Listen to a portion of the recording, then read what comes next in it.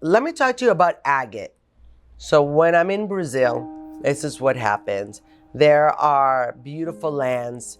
Mostly it's cattle and farming areas. And what happens is that the agates rise up, and we have conchinhas and we have agate geodes that get in the way of hoeing. So a lot of the miners work with the farm owners. They come in and they dig. They dig out all of the geodes and all of that, and then afterwards we put the dirt back in. So it's actually quite sustainable. We don't go further down than about 20 or 30 feet. And what happens is it cleans up the soil, getting it ready for the farmer. So let's talk about safety conditions. I've been there when they're about ready to explode with dynamite. That's not in the agate industry, but actually in the amethyst.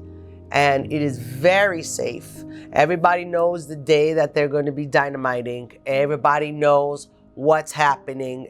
All employees are informed. They're all a part of this action. So there's actually no digging on that day. It's the day that they put the explosives in that's needed to move forward in the mine. We also have a truck that honks their horn and sirens that go, and they're telling people, if you are in the mine, you need to leave because they are going to start to explode.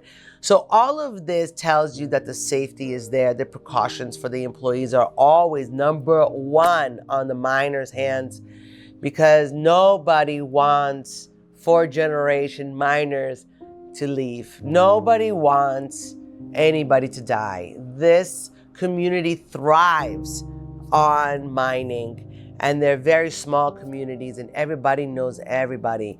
And it is a very sad day when there is a mistake like that, or when somebody thought that the dynamite exploded and it didn't. But so rare that it happens nowadays. There's so many different precautions now. So miners also work very much hand in hand with all the community there. Just like in America, in the coal community, everybody has their small homes there, and they live and work and communicate with the coal miners. The same it goes in Brazil or any country that I go to. Madagascar is the same thing. These are communities thrive on that. This is how they live. This is how they sustain themselves. And the miner does so much for them to help them. Many of them help them with food. Many of them help them with whatever they can. A lot donate to the nursery schools. A lot donate to the daycare centers. A lot help the hospitals. In many different ways, miners actually help the community and also sustain a very small community to be thriving and to have money. So let's talk about wasteful harm, chemicals, things like that. In the agate industry, it's just it's literally a track hoe or a backhoe. There's absolutely no chemicals at all involved. When it comes to the amethyst, it's the same thing. We really don't have any chemicals. Our byproduct actually is basalt.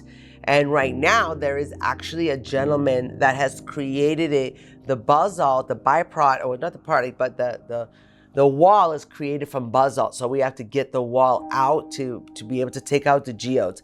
That is going now to the farmer's land to be more of a biodegradable way of replenishing the earth. So now they're hoeing with it. Isn't this amazing? This is a beautiful part, how the farmers and the miners work hand in hand.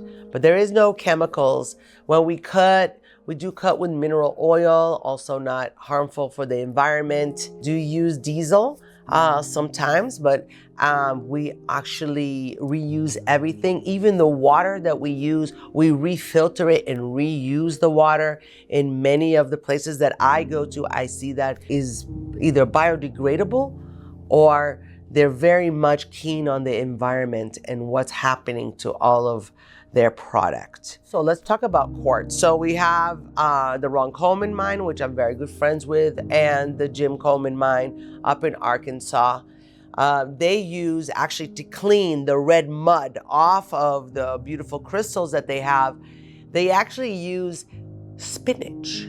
That's right. There's a chemical reaction in spinach Now, of course, they grind it up and create a solution out of it, but it is a product of spinach that cleans all that red mud and makes those crystals just sparkly white. So again, not harmful to the environment. I've watched them do the digging. Everybody loves our Mother Earth. Nobody wants to harm them. Now, what happens in Asia might be a little bit different, but where I've been and in the mines that I have been, very much so, I can say that they are sustainable, that they are amazing people to work with, and I love working with them. Please subscribe and like my page. There's so much more that you can learn. In fact, you can go to my YouTube. Inside there, there's me at the mine. Go check it out.